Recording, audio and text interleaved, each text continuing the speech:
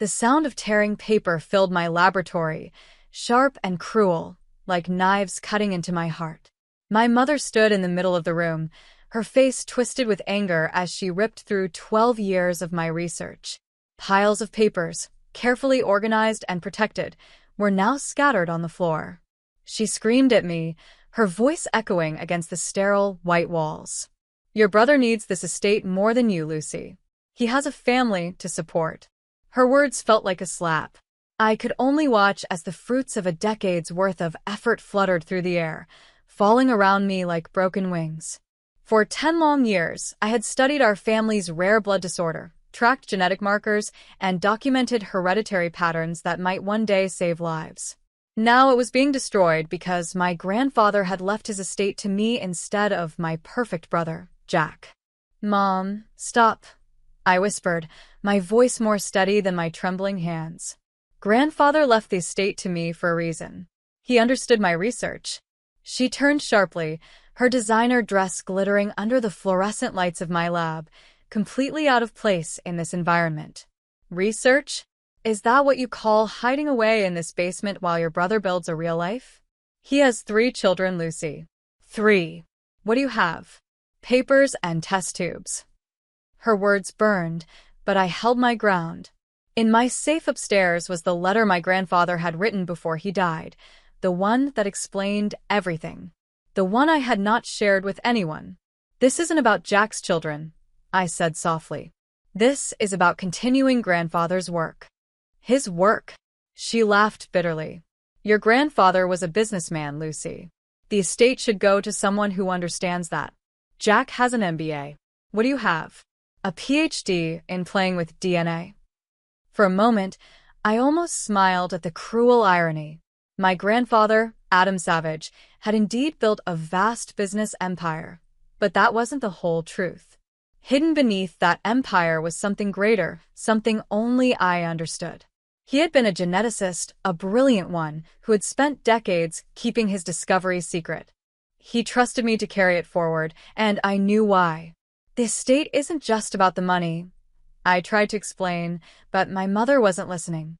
She had already moved to another cabinet, yanking open drawers and pulling out more files, her fury unstoppable. $5 million, she spat. "The house, the laboratories, everything. Do you really think this belongs to you while Jack struggles to feed his family?" I bent down, gathering the torn pages of my life's work, each one filled with notes, data, and dreams. My chest ached, but I stayed calm. She thought this was only about money. She couldn't see the truth. This estate wasn't just wealth, it was knowledge, legacy, and the key to solving the disorder that haunted our bloodline. And I was not going to let it vanish, no matter how much she tore from my hands. "It should be shared," my mother said, her voice sharp and certain. "Your father and I have decided. You're signing it over to Jack." Her words hit me like a hammer, but I stood still. My mind drifted to the years of research I had poured into this place. The genetic markers I had tracked, the patterns I had finally started to understand after almost a decade of work. All of it connected to the very research my grandfather had started 50 years ago. I clenched my fists. "I won't sign anything," I said firmly. That made her pause. For a second she froze in the middle of her destruction, her eyes narrowing on me as though daring me to defy her further. "Your father is on his way," she warned. "Don't make this difficult, Lucy. Family means sharing. Family means understanding." "Family means understanding," I corrected her, keeping my voice calm. "And you've never once tried to understand what I do here." Before she could answer, the lab door burst open. My father strode in with his usual heavy steps, his presence filling the room. Behind him came Jack, wearing his perfectly tailored suit and that familiar smug smile that never seemed to leave his face. "Lucy," Dad's voice boomed, cutting through the air like thunder. "This ends now. Your brother needs this estate. You're being selfish." I turned to look at Jack. He stood with his arms crossed, looking every bit the successful real estate developer, the golden son with his beautiful family and comfortable life. He had everything already, yet here he was, trying to take what was meant for me. He had no idea what our grandfather had discovered, no idea about the work I had continued. None of them did. The lawyers will be here tomorrow, Dad said coldly. You'll sign the papers, or we'll contest the will. Your choice. For the first time in years, I felt a strange calm settle over me. I smiled, an actual smile, and that simple act unsettled them more than my words ever had. Actually, I said, letting my voice carry through the room, I already called the lawyer myself. He'll be here in an hour. There's something you all need to see. Jack frowned, his confidence cracking for the first time. What are you talking about? He asked, his tone less certain. Grandfather left me more than just the estate, I explained, walking toward the safe tucked in the corner of the room. He left me the truth about our family, about why he chose me to carry on his work. Behind me, I saw Mom bending down, gathering the torn papers she had thrown around earlier. Her hands shook slightly, as if she was realizing too late that she might have destroyed something far more important than she had imagined. What truth? She snapped. Lucy, stop being dramatic. I opened the safe and pulled out a thick letter, my grandfather's handwriting still bold across the envelope. Beside it was another sealed packet he had left with his lawyer. I held them up for all of them to see. The truth about our bloodline, I said quietly. The reason our family has a history of blood disorders. The reason certain traits appear only in some of us and not others. Grandfather knew the answer, and now so do I. That's why he chose me. My grandfather had not wasted 50 years pretending to be a simple businessman. Every year, every deal, every late night had been a cover for something much larger. He had been quietly studying genetics, carefully recording what he found, and keeping secrets that most people would never imagine. The moment I spoke those words aloud, I saw the color drain from my father's face. His jaw tightened, but his eyes betrayed him. Lucy, whatever you think you know, he began, his voice trembling slightly. I know everything, Dad, I said softly but with certainty. And in an hour, so will everyone else. Grandfather made sure of that. The silence that followed was heavy, broken only by the sound of my mother's heels pacing across the lab floor. The next hour dragged like a storm building in the distance. Mom switched between yelling at me and trying to guilt me. One moment, she threatened to cut me out of the family. The next, she begged me to think of Jack's children. Dad stood in the corner making calls, whispering angrily into his phone, clearly trying to find a way to stop what was coming. Jack, usually smug and proud, sat slouched in a chair. His sharp grin had disappeared. For once, he looked unsure, maybe even afraid.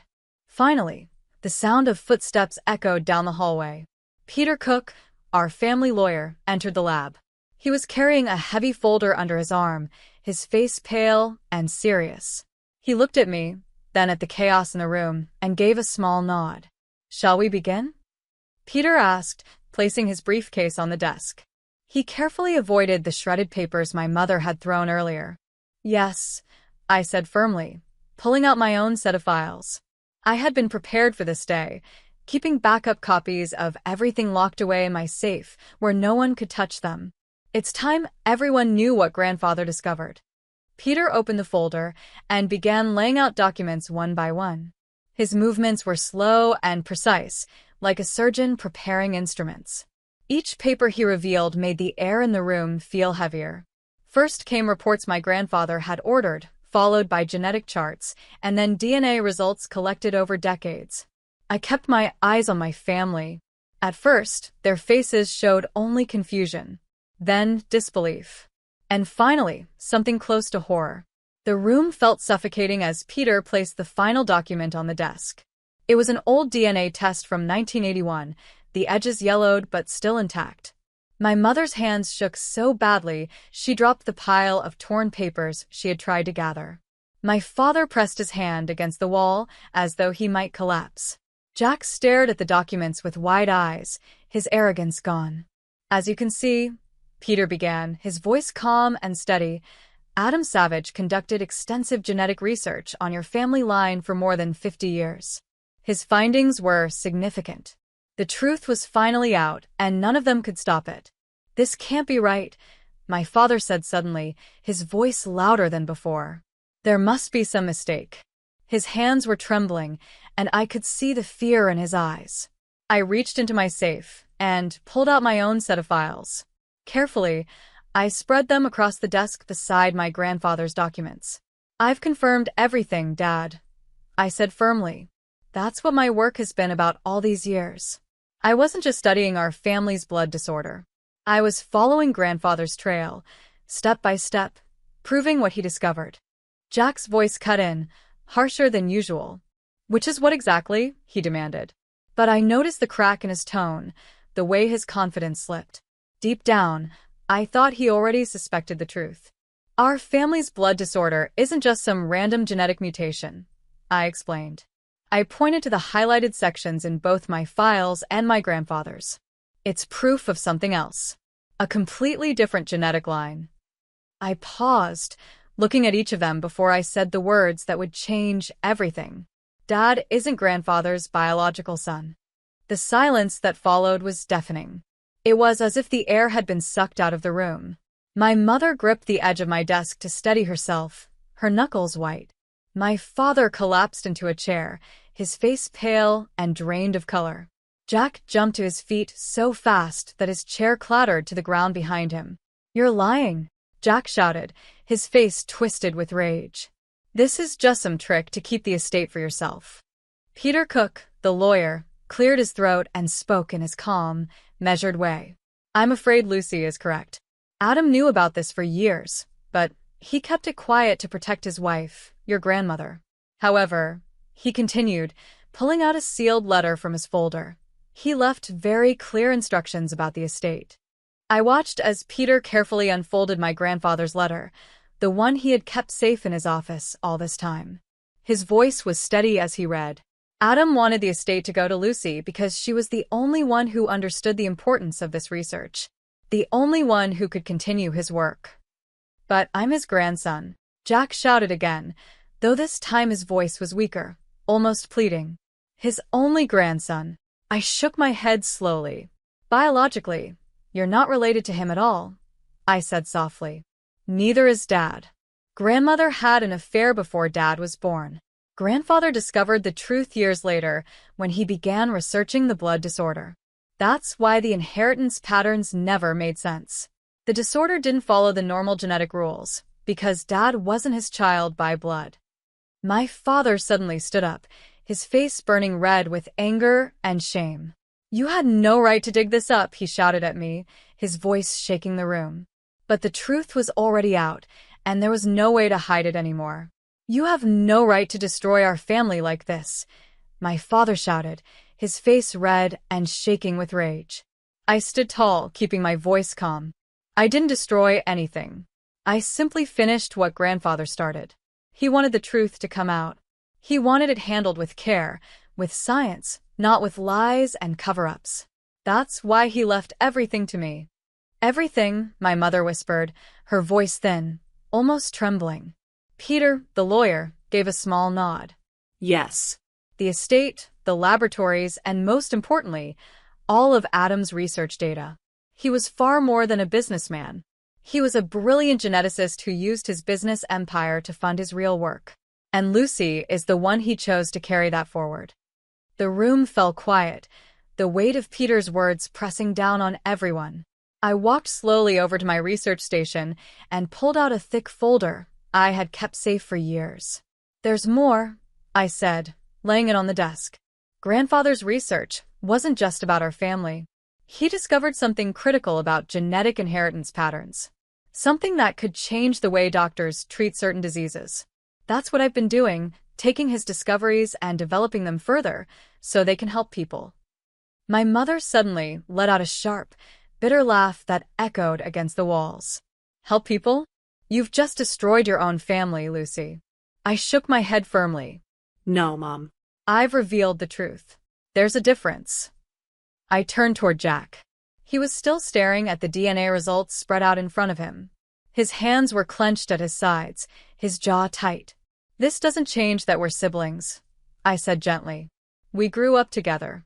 That will never go away. But now we understand why grandfather chose me for this work." Jack's head snapped up, his eyes burning with anger. Because you're not really his granddaughter either, he spat. The words hung heavy in the air, but before I could respond, Peter cleared his throat. Actually, he said firmly, Lucy is Adam's only biological grandchild. Everyone froze. Their eyes shifted to me in disbelief. I swallowed hard and pulled out one final document, my own DNA test, the one my grandfather had secretly ordered when I was born. My voice was quiet, but steady. Mom had an affair too, I said, watching my mother's face crumble. It was with grandfather's youngest son from his first marriage, my biological father. That's why I inherited grandfather's scientific mind. That's why he supported my education, why he encouraged me to pursue research when no one else cared. He knew I was the one who could continue his work. The truth spread through the room like fire, unstoppable. Decades of secrets, buried under layers of lies and pride, were now exposed under the harsh lights of the laboratory. My father sank back into his chair, his eyes hollow and broken. My mother stood frozen, her hands covering her mouth, her perfect mask shattered. Jack just stared at me, his face pale, the smugness that once defined him gone completely. The truth had finally surfaced, and nothing would ever be the same again. My mother could not stop crying. Her sobs echoed in the laboratory, each one sharp and painful. Jack stood nearby, but for once he had no clever words, no arrogant smile. He just looked lost, like someone who had been pushed out into the world with no direction. The estate stays with Lucy, Peter said firmly, his voice steady and clear. And given the weight of this research, I suggest you all take time to process this before doing anything rash. I stood silently as my family shuffled out of the laboratory, their shoulders slumped, their confidence shattered. Their world, built on pride and secrets, had just collapsed. Only Jack lingered at the door. He turned back to me with an expression I had never seen on his face before, something between confusion and sadness. "Did you know?" he asked quietly. "All this time did you already know?" I shook my head. "No, Jack. I found out the same way grandfather did, through the research. That's why he left everything to me. Not to punish anyone, not to divide us, but to make sure the truth came out in the right way and that his work could continue." Jack's eyes softened. He nodded slowly, then walked out, leaving me alone with Peter and the scattered remnants of my mother's earlier rampage. "Your grandfather would be proud," Peter said softly. "You handled this exactly as he hoped you would." I let his words sink in as I looked around the lab. My years of work sat in piles of papers and glowing computer screens. Secrets that had been buried for decades now stood in the open. For the first time, I felt both sadness and relief. The truth was out, but I knew this was only the beginning. A month later, I stood in my grandfather's study. Now, it was my study. The old shelves held rows of his books, journals filled with his careful handwriting, and stacks of research notes that mapped out a lifetime of discoveries. The heavy oak desk that once belonged to him now carried my files, my laptop, my future. The weeks after the revelation had been filled with chaos, emotions, and change. Yet somehow, things seemed to settle exactly as grandfather must have planned.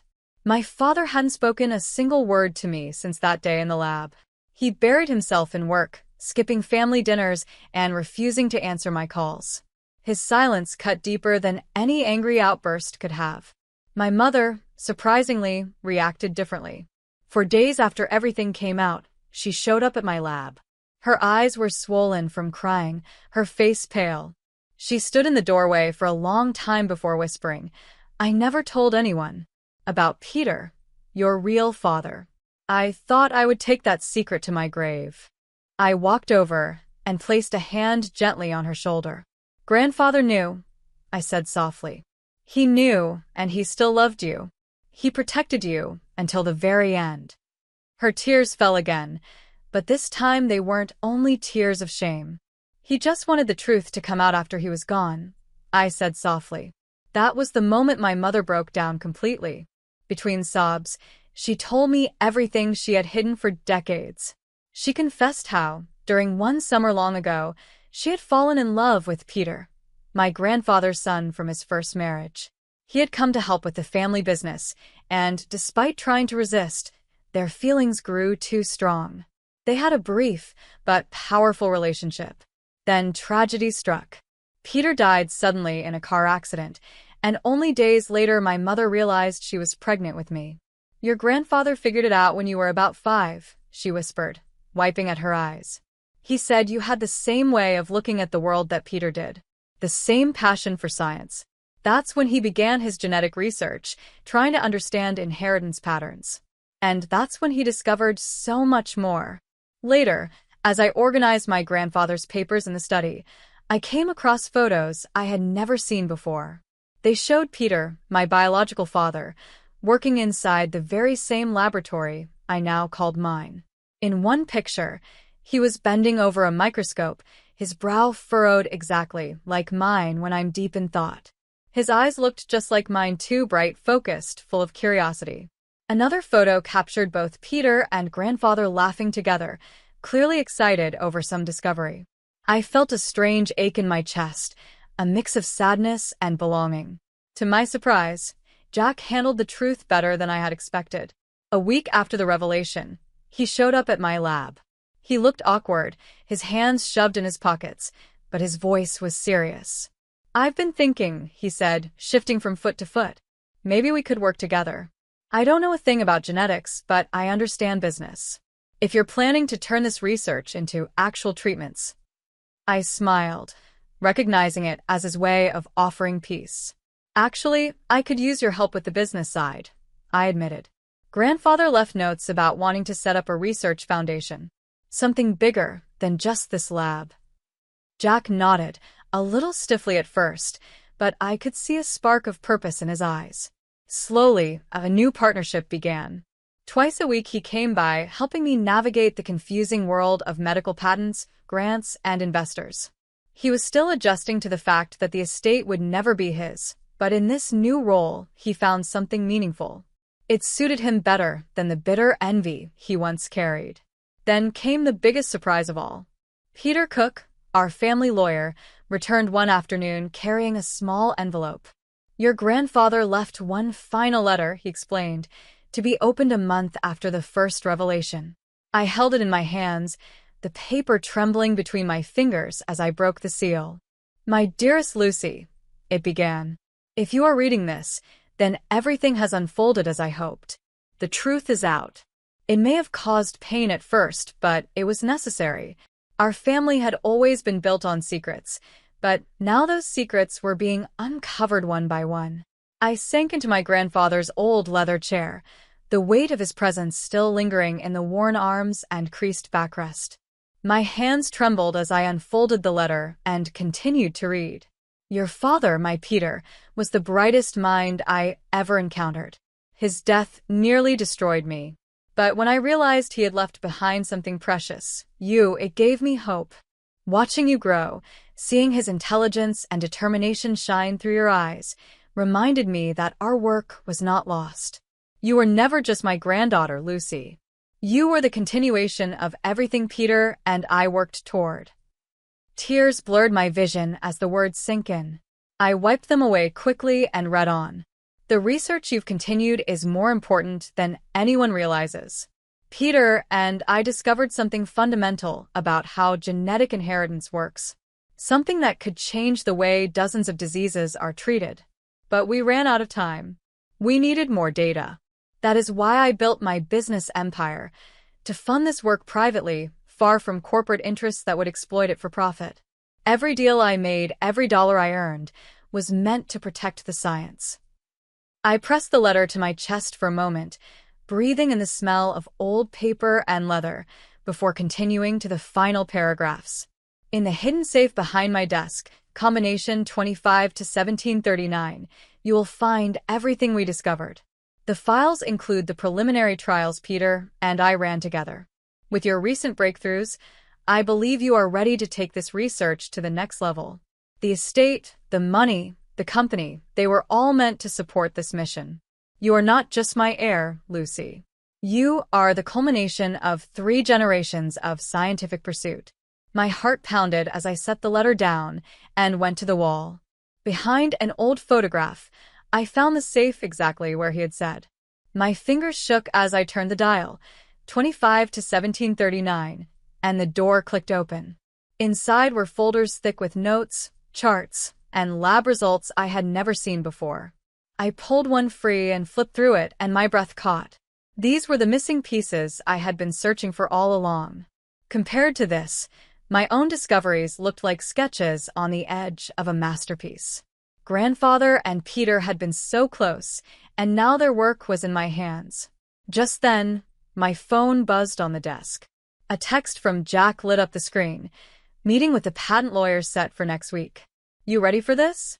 I looked at the files spread across the desk, at my grandfather's letter, and at a photograph of Peter, bent over a microscope with the same intensity one often saw in my own reflection. Yes, I typed back. It's time. The truth had shaken my family apart, but from the wreckage something stronger was being built. Not just a family tied by blood, but one bound by purpose, understanding, and honesty. My grandfather had known this all along. Sometimes things must break before they can be rebuilt into something better. I opened the first file and began to read, ready to continue the legacy that had been waiting for me all along.